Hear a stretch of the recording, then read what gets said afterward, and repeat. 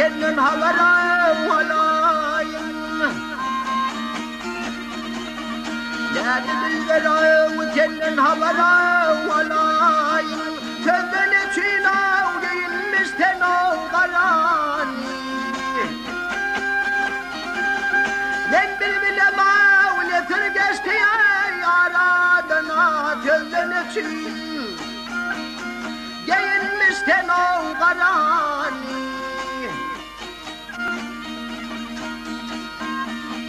Başımdan ötünün beyanı eyleyin, anam için eğilmişim ey karani. Derdim mehnetimni ayar eyleyin, yarım için giyinmişim ey karani.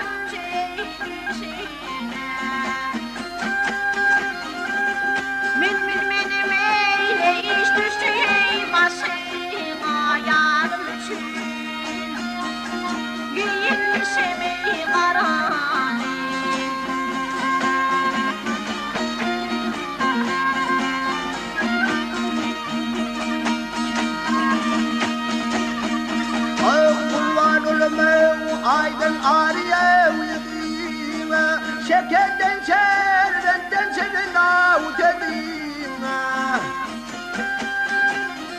Ağ yaş getirmeye karın erken ağladım, ey gözden için. Giyinmişten ey karani.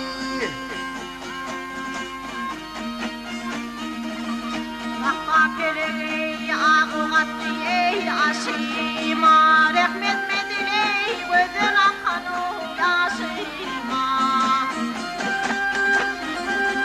Onun için ey kıyamattır ey başıma, yarım için.